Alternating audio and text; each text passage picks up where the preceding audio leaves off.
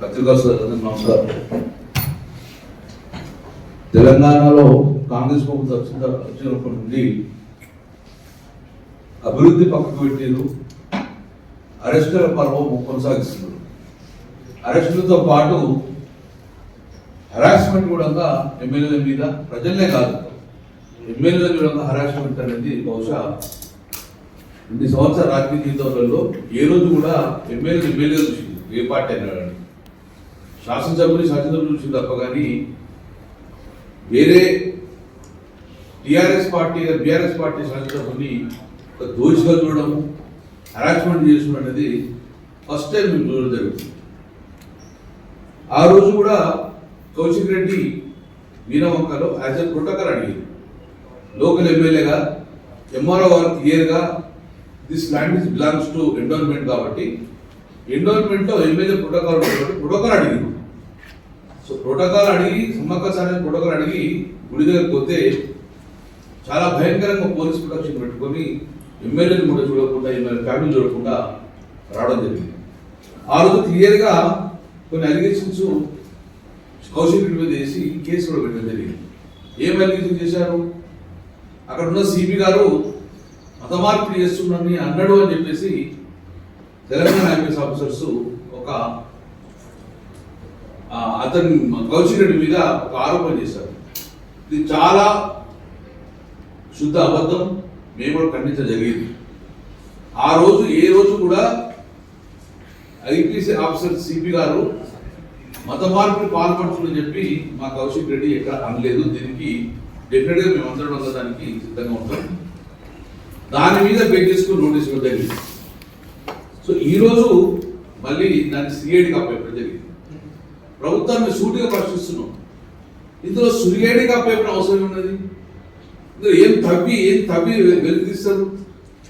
అలాగే బాలకసుమారుడు కస్టడీ తీసుకుంటాను. దేనికి కస్టడీ తీసుకుంటారు? దొంగతనం చేసిందా, ఎంక్వైరీ చేసి ఉందా దానితోటి? అలాగే కౌశిక్ రెడ్డి ఇష్యూలల్లా ఇది పోలీసు సంబంధించిన ఎఫ్ఐఆర్ అయింది. ఇంకా సిఐడి ఏం ఇన్వెస్టిగేషన్ ఉంది? లోపల స్కామ్స్ ఉన్నాయా, లేకుంటే దేశ ద్రోహం ఉన్నదా? సిఐడి ఇవ్వాల్సిన అవసరం ఉన్నది. దేనికి ఇస్తారు సిఐడి? లోపల అంతర్గతంగా ఒక మర్డర్ కేసు కానీ ఒక ఇంటర్నేషనల్ డెకాట్స్ వస్తే గిట్ట దాని ఇన్వెస్టిగేషన్ కోసం సిఐడి ఇస్తారు. ఒక ఎమ్మెల్యే మీద సిఐడి ఇన్వెస్టిగేషన్ ఏం జరుగుతుంది అని అంటారు. కేవలం హరాస్మెంట్ తప్ప ఏం లేదు. ఈరోజు ప్రముఖంగా సిఐడి వస్తుంది కానీ సిఐడి ట్రాన్స్పరెన్స్గా వర్క్ చేయాలి. కౌశిక్ రెడ్డి గారు ఏం అలిగేషన్ చేశాడు? పోలీసు మీద అలిగేషన్ చేశారు. మమ్మల్ని అక్కడ ఉన్న ఏసీపీ గారు కానీ సిఐ గారు కానీ నన్ను పోకుండా అడ్డుకున్నారు. కాంగ్రెస్ పార్టీకి అధికారం ఉన్నది కాబట్టి మమ్మల్ని పోలేకపోయింది కాబట్టి క్లియర్గా మేము అధికారుల మీద చర్య తీసుకోవాలి, నా ప్రోటోకాల్కి ఇబ్బంది అవుతుందని చెప్పేసి పోలీసు మీద వాళ్ళు ఆరోపణ చేశారు. ఈరోజు సిఐడి వచ్చి దాని మీద ఇన్వెస్టిగేషన్ చేయాలన్నా ఎవరైతే మీద అయితే ఆరోపణ చేస్తుండో వారితో కలిసి ఉంటే గిట్ట ఈ కేసు ముందుకు ఎలా పోతుంది అంటున్నాను. ఎవరి మీద అయితే ఆరోపణ చేస్తుండో వారితో కలిసి సిఐడి అధికారులు చేస్తే కేసు ఎలా ట్రాన్స్పరెన్స్గా జరుగుతుంది. కాబట్టి సో ఇప్పటికైనా ఒక ఎమ్మెల్యే మీద చేసిన ఆరోపణలు నన్ను ప్రోటోకాల్ ఏమో ఆపేసింది కాబట్టి నా యొక్క పరువు భంగం కల్పించారు కాబట్టి దాని మీద చర్య తీసుకోవాలని చెప్పి క్లియర్గా చెప్పడం జరిగింది. దాని మీద మాకు న్యాయం చేయమని చెప్పి కౌశిక్ రెడ్డి అడిగితే ఈరోజు సిఐడి ఆఫీసర్ పెట్టుకొని ఇంకా ఎక్కువ హరాస్మెంట్ చేసుకొని డెఫినెట్గా ఒక పకడ్బందీ ప్రణాళికతో 80% కౌశిక్ రెడ్డిని లోపల వేయాలనే ఉద్దేశంతో జరిగే కుట్రలో భాగంగా మేము అవసరం బట్టి ఇప్పటికైనా డీజీపీ గారు సుధీరెడ్డి గారు ఎమ్మెల్యేలను ఇలాంటి హరాస్మెంట్ చేసే ప్రభుత్వానికి దయచేసి మీరు సపోర్ట్ చేయొద్దని చెప్పేసి ప్రధానంగా మీరు డిమాండ్ చేస్తున్నారు. కౌశిక్ రెడ్డి గారు వారి దాని గురించి మాట్లాడవచ్చు.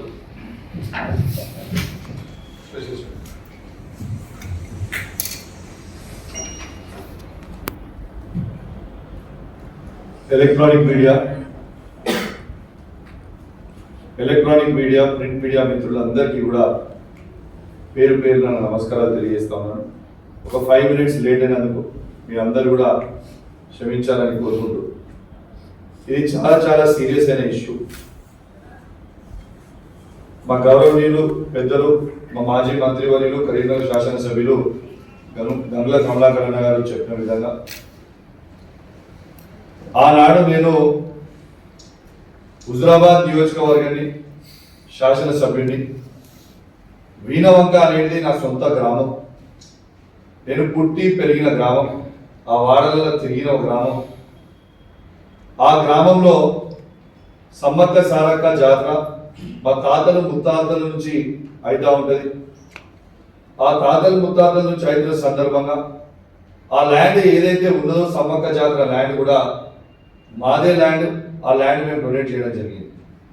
డొనేట్ చేసిన తర్వాత ఆ సమ్మక్క గద్దెలు ఏవైతే మీరు అందరు కూడా ఇవాళ చూస్తూ ఉన్నారో ఈ సమ్మక్క గద్దెలు మొత్తం కూడా దాదాపు ఈ సమ్మక్క గద్దెలు మీరు మొత్తము ఏదైతే ఇక్కడ చూస్తున్నారో ఈ సమ్మక్క గద్దెలు ఆడున్న సీసీ కావచ్చు, సమ్మక్క గద్దెలు కావచ్చు, ఆ చుట్టూ రైలింగ్ కావచ్చు, ఆ లైట్లు కావచ్చు, నా సొంత డబ్బులతోని 30 lakhs తోని 2022లో దాని డెవలప్మెంట్ నా సొంత డబ్బులతోని నేను ఆడ సమ్మక్క జాతర అద్భుతంగా కావాలని నేను డొనేట్ చేసి డెవలప్మెంట్ చేయడం జరిగింది. చేసిన తర్వాత సమ్మక్క జాతర టెంపుల్కి నేను నా కుటుంబ సభ్యులతోని దర్శనానికి పోతా అంటే ఆడికి పోయిన తర్వాత వాళ్ళు చేసిన తీరు మీ అందరు కూడా చూసారు. అసలు హుజురాబాద్ ఎమ్మెల్యే క్యాంప్ ఆఫీస్ నుంచి నేను వీణవంకకి బయలుదేరుతున్న సందర్భంగా వందలాది మంది పోలీసులను పెట్టి నన్ను నా కుటుంబాన్ని అక్కడ దర్శనానికి పోవద్దు అని ఎందుకు అడ్డుకున్నారు? ఎందుకు పోలీసు వాళ్ళు మమ్మల్ని రెచ్చగొట్టిర్రు? నాతోని ఎమ్మెల్యేగా ఉన్న నా సొంత నియోజకవర్గంలో నాతో ఒక 20-25 మంది దర్శనానికి రారా? 20-25 మంది నాతో ఉండరా? 20-25 మంది పోతే కూడా మీరు కూడా పోవద్దు అని అందరిని కూడా ఆపిన సరే. తర్వాత పంపించారు. పోయిన తర్వాత అక్కడ వీణవంక గ్రామంలో మా నాన్నగారు ఆ భూమిని దానం చేస్తారు. మా తల్లిదండ్రులు 75 సంవత్సరాలు మా తల్లిదండ్రులని రోపు పెట్టి నూకేసి హౌస్ అరెస్ట్ చేయాల్సిన అవసరం ఏమొచ్చింది మా పేరెంట్స్ అని నేను అడుగుతా ఉన్నాను. వీళ్ళు హౌస్ అరెస్ట్ చేసిరని నేను ఆయనకి అసలు దర్శనానికే పోద్దు అనుకున్నా, కానీ వీళ్ళు మా పేరెంట్స్ ని హౌస్ అరెస్ట్ చేసిర్రు అనగానే హౌస్ అరెస్ట్ ఎట్లా చేస్తారు మా పేరెంట్స్ ని దర్శనం పోకుండా అని నేను డైరెక్ట్ గద్దెల దగ్గరికి పోయినా. గద్దెల దగ్గరికి పోయింది ఎవరు? నేను, నా సతీమణి, నా బిడ్డ, మా దళిత మహిళా సర్పంచ్, మేము నలుగురం మాత్రమే అక్కడికి గద్దెల దగ్గరికి పోయాం. నిన్న గద్దెల దగ్గరికి పోయిన తర్వాత ఏ తీరు వందలాది మంది పోలీసు వాళ్ళని పెట్టి ఏ తీరు నన్ను ఎత్తుకపోయినో, అసలు నా సతీమణికి ఏం సంబంధం రాజకీయాలు? నా సతీమణిని ఏ విధంగా గుంజుకపోయినో మీ అందరు చూసిర్రు. నా చిన్న మైనర్ బిడ్డని కూడా ఏ విధంగా గుంజుకపోయినో మీ అందరు కూడా చూసిర్రు. దీనికి అంత కారణం రేవంత్ రెడ్డి గారు పోలీసు వాళ్ళకి ఆదేశించి బీఆర్ఎస్ పార్టీ ఎమ్మెల్యేగా నేను గట్టిగా నిలబడి కేసీఆర్ గారి నాయకత్వంలో వారు ఇచ్చే 6 గ్యారెంటీలు 420 హామీలు వాళ్ళు చేసే స్కాములు అన్ని కూడా గట్టిగా నిలదీస్తున్నా, ప్రశ్నిస్తున్నా. కాబట్టి ఈయనని ఇబ్బంది పెట్టండి, ఈయనని పోనీయద్దు, ఈయనను అవమానపరచండి, ఎన్ని కేసులు పెట్టినా ఆయన లొంగుతలేడు, ఇలా కుటుంబ సభ్యులను కూడా ఇబ్బంది పెట్టండి అని రేవంత్ రెడ్డి గారి ఆదేశాల మేరకు ఇలా కరీంనగర్ సిపి గారు, హుజురాబాద్ ఏసీపీ గారు, జమ్మికుంట రూరల్ సిఏ గారు ఆ రోజు వివరించిన తీరు మీరు చూసారు. అంతా అయిపోయింది. ఇదంతా అయిపోయిన తర్వాత మేము ప్రధానంగా మీరు ముగ్గురు చేసింది పరమ తప్పు. వాళ్ళు చేసిన తప్పు కవర్ చేసుకోవడానికి, పోలీసు వాళ్ళు చేసిన తప్పు కవర్ చేసుకోవడానికి వాళ్ళు ముస్లింస్ ని నేను ఇట్లన్నా నేను అట్లన్నా అనేది వీళ్ళు రెచ్చగొట్టి వీళ్ళే కాంగ్రెస్ వాళ్ళు ప్రతి ముస్లింలతో ప్రెస్ మీట్ పెట్టించి నన్ను ఇబ్బంది పెట్టించే ప్రయత్నం చేస్తుంది. నేను ఇవాళ హైదరాబాద్ నడిబొడ్డున నిల్చొని ఇలా నేను మరొకసారి సవాల్ విసురుతున్నా. ఇంతకుముందు కూడా సవాల్ విసిరి మీ అందరికీ చదివి వినిపిస్తా. ఇలా ఈ ముగ్గురు ఆఫీసర్లు, ఇలా కరీంనగర్ సిపి గారు, హుజురాబాద్ ఏసీపీ గారు, జమ్మికుంట రూరల్ సిఏ గారు, వీళ్ళు ముగ్గురు చేయబట్టి తెలంగాణ ఐపీఎస్ ఆఫీసర్స్ అసోసియేషన్ తల తీసేసినట్టుగా వాళ్ళ ముగ్గురు ఇలా వివరించారు. కాబట్టి వాళ్ళని సస్పెండ్ చేయాలి. లేదు అంటే ఐపీఎస్ ఆఫీసర్ అసోసియేషన్ ఖచ్చితంగా మాకు క్షమాపణ చెప్పాలి. వాళ్ళు ఏం రాసిరో ఒక్కసారి మీకు చదివి వినిపిస్తా. ఒక్కసారి మీరు ఈ పేరా వినాలని నేను అననట్టు రాసిరు. మీకు ఒకసారి చదివి వినిపిస్తా. While the local police officers were discharging their lawful duties the honorable MLA without any basis or provocation had made false and allegations against Sri Gaus Alam IPS by naming his religion and charging that he was trying to convert people of other faiths into the religion. అంటే independent లో వీళ్ళు ఏం రాసిండ్రు? నేను Karimnagar CP గారు మత మార్పిడి చేస్తా ఉన్నాడు కరీంనగర్ రాని అన్నా అని ఈ ఐపీఎస్ ఆఫీసర్స్ అసోసియేషన్ వాళ్ళు ఈ లెటరేట్ మీద రిలీజ్ చేసి దీనికి నేను క్షమాపణ చెప్పాలని వీళ్ళు లెటర్ రిలీజ్ చేసి నేను సవాల్ విసురుతా ఉన్నాను. నేను అన్నట్టు మీరు రాసినట్టు నేను అన్నట్టు ఒక్క వీడియో ఇట్లా మీరు చూపిస్తే నేను నా ఎమ్మెల్యే పదవికి రాజీనామా చేసి శాశ్వతంగా రాజకీయాల నుంచి తప్పుకోవడానికి నేను సిద్ధంగా ఉన్నా. మరి నేను అని కూడా మీరు ఈ లెటర్ రిలీజ్ చేసి నేను అన్ని కూడా ఆల్మోస్ట్ ఇది సవాల్ని విసిరి ఇలా 25 తారీఖు ఆల్మోస్ట్ 20 రోజులు అయింది. మరి మీరు నా క్యారెక్టర్ అసాసినేషన్ చేసిండ్రు, నన్ను బదనాం చేసిండ్రు. మరి ఇవన్నిటికీ ఎవరు జవాబు చెప్పాలి? 20 రోజులు అయింది. మరి మీరు రాసిన లెటర్ మీద మీకు కట్టుబడి ఉండాలి కదా. ఏది మరి మీ వీడియో లేదు అని నేను గట్టిగా అడుగుతా ఉంటే, మీడియాలలో అడుగుతా ఉంటే ఆశ్చర్యం కలుగుతా ఉంది. ఈ కేసు నట సిఐడికి ఇచ్చింది. సిఐడి ఎంక్వైరీ అట. సిఐడి ఎంక్వైరీలో నాకు వాళ్ళు ఉన్న పోలీస్ ఆఫీసర్సే చెప్పారు. వీళ్ళు విచారణకు వచ్చిన పోలీస్ ఆఫీసర్సే నా మిత్రులు వెల్విషర్స్ నాకు ఫోన్ చేసి చెప్పడం జరిగింది. వీళ్ళు సిఐడికి ఫైలు ఒక వారం 10 రోజుల క్రితం సిఐడి ఎస్పీ గారిని కలిసి డిఎస్పీ గారిని కలిసి వీళ్ళు ఇచ్చిన ఫైల్లో నేను సిపి గారిని పాకిస్తాన్ నుంచి వచ్చినవాడిని నేను అన్నా అని దాంట్లో రాసి వీళ్ళు సిఐడికి సబ్మిట్ చేసింది. సిఐడి వాళ్ళు అన్నారు మరి మీరు ఇట్లా రాసిర్రు, మరి అన్న దాంట్లో వీడియోలో చూపించాలి, చూపించకపోతే చాలా కష్టమవుతుంది, మరి ఇట్లాంటి మనం ప్రూవ్ చేయలేము, ఎట్లా ప్రూవ్ చేస్తాము కాంతి అనేది సిఐడి ఆఫీసర్స్ అన్నారు. అన్న తర్వాత ఎస్పీ గారు ఆడున్న సిఐడి డిఎస్పీ గారు కూర్చొని వీళ్ళు ఒక 10 days దీన్ని ఎట్లా చేద్దామని స్కెచ్ చేసి ఆడిపోయి అసలు ఈ సిపి ఏసీపీ సిఏ దొంగలు అంటున్నాడు. ఆ దొంగల దగ్గరికి పోయి వాళ్ళని పిలిచి అక్కడ గద్దెల దగ్గర దేవుడి గద్దెల దగ్గర ఆ సిఐని పిలిచి ఎంక్వైరీ చేసింది. ఆ సిఐ కూడా ఎంత తప్పుడు సమాచారము ఇక్కడ నుంచి పైన సిఐడి ఆఫీసర్ అయిన సిఐడి డిఎస్పీ గారికి ఇస్తున్నాడంటే ఆ వీడియో కూడా మీకు ప్లే చేస్తాం, మీ గ్రూప్లో వేస్తాం. అలా ఆయన ఏమని చెప్తున్నారు? కౌశిక్ రెడ్డి గారు హుజురాబాద్ ఎమ్మెల్యే క్యాంప్ ఆఫీస్ నుంచి 50 మందితోని ఆయన వచ్చిండికి, కానీ మేము ఉట్టి వాళ్ళు 4గురినే లోపలికి అలౌ చేసినాము. 50 మందిని మొత్తం మేము బ్యారికేడ్ పెట్టి ఆపినామని చెప్పి చెప్తా ఉన్నాడు. ఇది శుద్ధ అబద్ధము. ఆ రోజు పోలీసు వాళ్ళు మొత్తము సీసీటీవీ ఫుటేజ్లు అడుగున కెమెరాలు పెట్టిండ్రు. నేను మళ్ళా సవాల్ విసురుతున్నా. నేను 50 మందితో పోయినట్టు మీరు చూపించగలిగితే ఒక్క వీడియో క్లిప్పింగ్ ఆ రోజు నేను దిగినప్పుడు మళ్ళా చెప్తున్నా నా ఎమ్మెల్యే పదవికి నేను రాజీనామా చేస్తా, లేకపోతే మీ ఆఫీసర్లు అందరూ కూడా ముక్కు భూమికి రాకి తప్పైందని క్షమాపణ చెప్పాలి.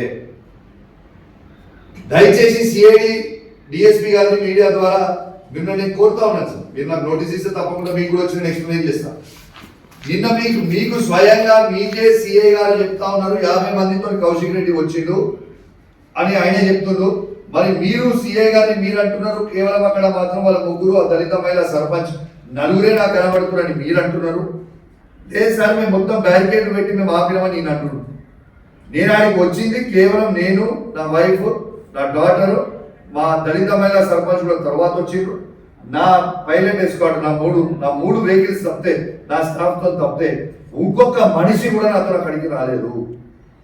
అసలు నన్ను ఆ విధంగా మీరు వాళ్ళు చెప్పేది ఎంత క్లియర్ గా ఈ ఆఫీసర్స్ మిమ్మల్ని తప్పుతో పట్టిస్తున్నారు అనేది ఇది ఒక ఎవిడెన్స్. ఆ రోజు సీసీటీవీ ఫుటేజ్ ఉన్నాయి కదా, మీరు ఇది ఒక్క ఫుటేజ్ తీసి మీరు ఎంక్వైరీ చేయండి, ఆ ఫుటేజ్ చూపించమని అడగండి వాళ్ళు. రెండోది, అసలు ఆఫీసర్ నేను ఎంక్వైరీ చేస్తా అని చెప్పి వీణవంక పోలీస్ స్టేషన్ లో ఈ సిఐడి ఆఫీసర్లు కూర్చుంటారు. ఆ వీణవంక పోలీస్ స్టేషన్ లోపల హుజురాబాద్ ఏసీపీ గారు అలానే ఉంటారు, చెప్పుకుంటారు సిఐ అలానే ఉంటారు. మరి ఈ దొంగల్నే పెట్టుకొని మీరు పక్కన కూర్చొని ఎంక్వైరీ చేస్తే ఇదేం ఎంక్వైరీ? వాళ్ళ మీదనే నేను చేసే ఎలిగేషన్, వాళ్ళే దొంగలని నేను చెప్తున్నా. మరి మీరు ఆ దొంగల్ని పక్కన పెట్టుకొని ఎంక్వైరీ చేస్తే ఇదేం ఎంక్వైరీ? అంటే మొత్తం మ్యాచ్ ఫిక్సింగ్ చేసుకొని ఇలా ఈ ఏసీపీ గారు పెట్టిన భోజనము, ఈ జమ్మిగుంట రూరల్ సిఐ గారు పెట్టిన భోజనము ఆ పోలీస్ స్టేషన్ లో చేసి వీణవంక పోలీస్ స్టేషన్ నుంచి మళ్ళీ స్ట్రేట్ గా హుజరాబాద్ ఏసీపీ గారి ఇంటికి పోయి ఆడ ఇంట్లో కూర్చొని చాయ్ కాఫీలు తాగి ఆడ ముచ్చట పెట్టుకొని వాళ్ళని వీళ్ళని పిలిచి మీరు ఇట్లనే చెప్పాలి కానిస్టేబుల్ అని, మీరు ఇట్లా అన్నాడు కౌశిక్ రెడ్డి అని చెప్పాలని ఆ రోజు వచ్చిన కానిస్టేబుల్ తో మీరు చెప్పించే ప్రయత్నం చేస్తా ఉన్నారు. అసలు ఈ వ్యవస్థ ఎటుపోతుంది, ఏమి చేయాలనుకుంటున్నారు? అంటే రేవంత్ రెడ్డి గారు చెప్పిన స్క్రిప్ట్ మొత్తం మీరు ప్లే చేయాలనుకుంటున్నారా? రేవంత్ రెడ్డి గారు ఏమి చెబితే అదే చేస్తారా? ఇవాళ నేను చెప్తా ఉన్నాను, ఖచ్చితంగా ఇది కరీంనగర్ సిపి గారు, హుజరాబాద్ ఏసీపీ గారు, జమ్మిగుంట రూరల్ సిఐ గారు చేసిన తప్పుకి 100 తప్పులు మీ పోలీస్ ఆఫీసర్స్ అసోసియేషన్ తోని చేపిస్తున్నారు, ఇంకా మీరు చేస్తూనే ఉన్నారు. మాకేం ఫరకపడేది లేదు దీంట్లో. కానీ మీరు పోలీస్ ఆఫీసర్స్ గుర్తుపెట్టుకోవాలి, ఇవన్నిటికీ ఫ్యూచర్ లా ఇరికేది మీరే. 3 ఏళ్లలో మళ్ళీ బీఆర్ఎస్ పార్టీ గవర్నమెంట్ వస్తుంది, ఖచ్చితంగా ఈ కేసులన్నీ మళ్ళీ తీపిస్తాము, ఖచ్చితంగా దీంట్లో ఇరికేది మళ్ళా మీరే, గుర్తుపెట్టుకోండి. చేసిన తప్పుకి పోలీస్ ఆఫీసర్ తప్పు అయిపోయింది, దీన్ని ఇడిచిపెడదామని చెప్పి మీరు ఇచ్చిపెట్టండి. అంతేగాని మీ ఇష్టం ఉన్నట్టు మీరు చేస్తామంటే ఇక ఊకునేటోడు ఎవరు లేరు, మేము ఊకోము. ఖచ్చితంగా ఈ 3 పోలీస్ ఆఫీసర్లు సస్పెండ్ అయ్యే వరకు నేను ఈ పోరాటం చేస్తూనే ఉంటా. కరీంనగర్ సిపి గారిని, హుజరాబాద్ ఏసీపీ గారిని, జమ్మిగుంట రూరల్ సిఐ గారు వీళ్ళు సస్పెండ్ అయ్యే వరకు ఊకునే ప్రసక్తి లేదు. దీంతో పాటు ఈ హుజరాబాద్ లో జమ్మిగుంట రూరల్ సిఐ గారు, హుజరాబాద్ ఏసీపీ గారు, కరీంనగర్ సిపి గారు ఏ విధంగా కరప్షన్ చేస్తా ఉన్నారో, వాళ్ళ ఏజెంట్స్ పేర్లు, వాళ్ళు ఎవరితోని డబ్బులు వసూలు చేస్తున్నారు, ఇలా ఏ కారిక దగ్గర నుంచి ఎన్ని పైసలు వసూలు చేస్తున్నారు, ఇలా పిటిషనర్లు ఎవరెవరు పిటిషనర్లు వస్తే ఆ పిటిషనర్లు భార్య భర్త పంచాయతీలలో కూడా రక్తం పీల్చుతున్నారో అవన్నీ కూడా మీరు తీసుకున్న డబ్బులు ఎవరి దగ్గర డెలివరీ అయినాయి, ఏమైనాయి, చాలా త్వరలోనే కరీంనగర్ హెడ్ క్వార్టర్లోనే కూర్చొని కరీంనగర్ హెడ్ క్వార్టర్లోనే సిపి గారి ఏమేమి చేసిర్రో, ఏసీపీ గారు ఏం చేసిర్రో, సిఏ గారు ఏం చేసిర్రో మొత్తం ఎవిడెన్స్ తో సహా బయట పెడతా చాలా త్వరలోనే. అన్ని ఎవిడెన్స్లు కూడా నా దగ్గర ఉన్నాయి, ఖచ్చితంగా ఎవిడెన్స్ కూడా తీపిచ్చి బయట పెట్టబోతా ఉన్నాను. మీకు అసలు ఈ గవర్నమెంట్ అనేది నాకు ఒక పెద్ద డౌట్ ఉంది. ఆ సమ్మక్క జాతర కూడా నేను చేస్తా అని ఏనాడు నేను అనలే, మా తాత ముత్తాత నుంచి వచ్చిన.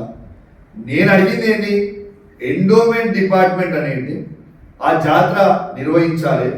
ఎండోమెంట్ డిపార్ట్మెంట్ జాతర నిర్వహిస్తే వచ్చే భక్తులకి సౌకర్యాలు ఎక్కువ ఉంటాయి, వాళ్ళకి అద్భుతంగా సౌకర్యాలు చేయగలుగుతారు గవర్నమెంట్ అయితే అనేది నా ఆలోచనతో.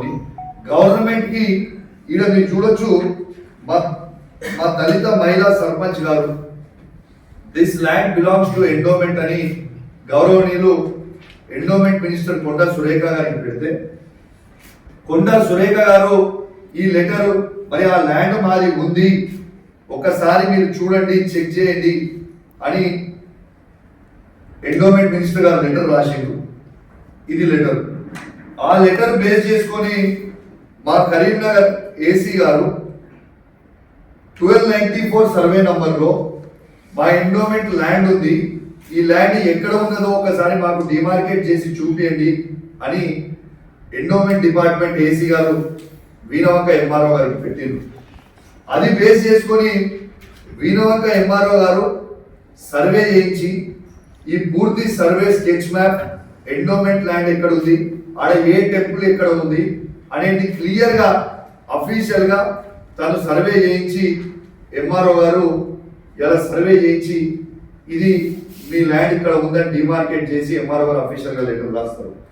ఈ ల్యాండ్ వాళ్ళ ప్రైవేట్ వాళ్ళది కూడా కాదు, ఈ ల్యాండ్ 2009లోనే ఇది ఎండోమెంట్ 43 రిజిస్టర్. ఇది ఈ 43 రిజిస్టర్ లో ఇది 2009లోనే 2008లోనే ఎండోమెంట్ ల్యాండ్ కి వీళ్ళు డొనేట్ చేసిండ్రు అనేది ల్యాండ్ ఇచ్చిండ్రు. దీంట్లో ఆనాడు ఆయన మిస్టేక్ ఏంటంటే సర్వే నంబర్ అనేది వాళ్ళకి ఇవ్వలేదు, అంతే 1294 అని. ఆ బేస్ చేసుకొని వీళ్ళు ఇబ్బంది పెడతా ఉన్నారు. ఈ ఎంఆర్ఓ గారు ఈ రిపోర్ట్ ఇచ్చిందని కలెక్టర్ గారికి రేవంత్ రెడ్డి గారు ఫోన్ చేసిందని ఆ ఎంఆర్ఓ గారిని నిమిషాల మీద రిపోర్ట్ ఇచ్చినందుకు ట్రాన్స్ఫర్ చేసి ఉన్నది ఉన్నట్టు ఎంఆర్ఓ గారు యాడ ఏం ఫేవర్ లేదు, దాంట్లో ఫేవర్ చేసేది ఏం లేదు. టోటల్ ఇక్కడ పెద్దమ్మ టెంపుల్ ఉన్నది, ఇక్కడ మడలే స్వామి టెంపుల్ ఉన్నది, ఇక్కడ లక్ష్మీదేవి టెంపుల్ ఉన్నది, ఇక్కడ సమ్మక్క జాతర గద్దెలు ఉన్నాయి అని చూపించినందుకు ఎంఆర్ఓ గారిని నిమిషాల మీద ట్రాన్స్ఫర్ చేస్తారు. అసలు మీరు గవర్నమెంట్ భూమిని గవర్నమెంట్ భూములని కాపాడుకునే సొయ్యి ఉన్నదా లేదా ఈ గవర్నమెంట్ కి, లేకుంటే ప్రైవేట్ వ్యక్తులకి వత్తాసు పలుకుతారా ఈ గవర్నమెంట్? అసలు ఏం చేస్తున్నారు? ఇదంతా కూడా మీరు గమనించాలి. ఇలా సిఐడికి వేసింది కూడా పూర్తి మ్యాచ్ ఫిక్సింగ్ సెటప్ చేసి అలా పాకిస్తాన్ నుంచి సిపి వచ్చిన నేను అన్నా అని అనంది అన్నా అన్నట్టు క్రియేట్ చేసి ఆడ పెట్టి దాన్ని ప్రూవ్ చేసే ప్రయత్నం చేస్తా ఉన్నారు. పూర్తిగా చిత్త అబద్ధము. ఇంకోటి కూడా చెప్తా ఉన్నాను, ఇలా మైనారిటీ మీద ఇలా ముస్లింస్ మీద నా మీద మీరు చేసిన మొత్తం ఎలిగేషన్ కూడా మీ అందరూ కూడా మరోసారి చెప్తా ఉన్నాను. ఇలా మొన్న మున్సిపల్ ఎన్నికలలో నా హుజరాబాద్ నియోజకవర్గంలో 2 మున్సిపాలిటీలు ఉంటాయి. Jammikunta municipality, Huzurabad municipality. జమ్మికుంట మున్సిపాలిటీలో బీఆర్ఎస్ పార్టీ గెలిచింది. హుజరాబాద్ మున్సిపాలిటీలో వీళ్ళు దొంగగా చేసిన దొంగ ఓట్లు వేసి గుద్దుకున్నారు. ఆడ సరే కాంగ్రెస్ పార్టీ గెలిచింది. ఇలా జమ్మికుంట మున్సిపాలిటీలో బీఆర్ఎస్ పార్టీ గెలిచిన దగ్గర SC general chairman SC general చేసిన ఇలా ముస్లింస్ లని ఇలా వైస్ చైర్మన్ గా సీనియర్ కౌన్సిలర్ ఉన్నప్పటికీ కేసీఆర్ గారి నాయకత్వంలో ముస్లింలకి అవకాశం ఇవ్వాలని ఇలా ఒక ముస్లిం ని ఇలా వైస్ చైర్మన్ గా మేము జమ్మికుంటలో బీఆర్ఎస్ పార్టీ పక్షాన నియమించాం. మరి ఇదే హుజరాబాద్ లో కాంగ్రెస్ పార్టీ గెలిచింది కదా, అక్కడ కూడా ఒక సీనియర్ కాంగ్రెస్ నాయకుడు ఖలీదని కాంగ్రెస్ పార్టీలో గెలిచింది కదా, తను కూడా వైస్ చైర్మన్ అడిగింది కదా. మరి అక్కడ మీరు ముస్లింలకి వైస్ చైర్మన్ ఎందుకు ఇవ్వలేదు? మరి ఆ ముస్లింస్ మీద ప్రేమ ఉన్నది, కేసీఆర్ గారి నాయకత్వంలో మాట ఎలక్షన్ల కోసం వాడుకునే ఈ కాంగ్రెస్ పార్టీగా ఒకసారి దయచేసి ప్రజలు కూడా ముస్లింస్ కూడా అందరూ కూడా ఆలోచన చేయాలని మీ అందరూ కూడా విజ్ఞప్తి చేస్తా ఉన్నాం. ఖచ్చితంగా ఈ 3 ఆఫీసర్ల మీద ఖచ్చితంగా చర్యలు తీసుకోవాలి. ఈ సిఐడి ఆఫీసర్ల మీద కూడా మాకు నమ్మకం లేదు. ఎందుకంటే వీళ్ళందరూ బ్యాచ్మేట్స్ ఉండి వాళ్ళ దాకా వాళ్ళే కూర్చొని అంతా సెట్టింగ్ చేసుకుంటా ఉన్నారు. ఇలా సిట్టింగ్ సుప్రీం కోర్టు జడ్జితోని ఇలా ఈ విచారణ జరపండి, ఖచ్చితంగా జరపండి. ఏ ఎంక్వైరీకైనా నేను సిద్ధంగా ఉన్నా. నిన్న సిఐడి ఆఫీసర్ వచ్చింది కూడా సాటికి ఎంక్వైరీ చేసినది. మీరు వచ్చింది కదా, వీణవంక గ్రామ పంచాయతీలో సిఐడి ఆఫీసర్ కూర్చోండి, వీణవంక గ్రామ పంచాయతీ ప్రజల్ని మొత్తం పిలవండి, ప్రజల్ని అడగరాదండి ఆడ ఏం జరిగిందో, ఈ పోలీస్ ఆఫీసర్ని ఏం చేసిరో ప్రజలు మొత్తం మీద మీకు వివరించి చెప్తారు కదా. ఖచ్చితంగా నేను ఈ పోలీస్ ఆఫీసర్ని ఇప్పుడు సిఐడి కూడా చేసి కదా, అక్కడ ఉన్న ఫుటేజ్ మొత్తము మీరు రిలీజ్ చేయాలి. ఒకటి నేను 50 మందితో వేయడం అన్న ఫుటేజ్, రెండోది మీరు లాఠీ చార్జులు భక్తుల మీద మీరు లాఠీ చార్జ్ ఎందుకు చేసిరు వీణవంకలో, ఆ లాఠీ చార్జ్ ని మీరు ఎందుకు దాచిపెడతా ఉన్నారు, ఆ లాఠీ చార్జ్ అయిన వీడియోలు ఎవరిని తీయకుండా వచ్చిన దర్శనం చేసుకోవాల్సిన భక్తుల మీద ఇష్టం ఉన్నట్టు ఇంత పెద్ద కట్టలు పెట్టి కొడితే ఒక్కొక్కరి కింద పడిపోయినరు. లాఠీ చార్జ్ చేయాల్సినంత అవసరం ఏమున్నది? దీనికి కారణమైన వాళ్ళు ఎవరు?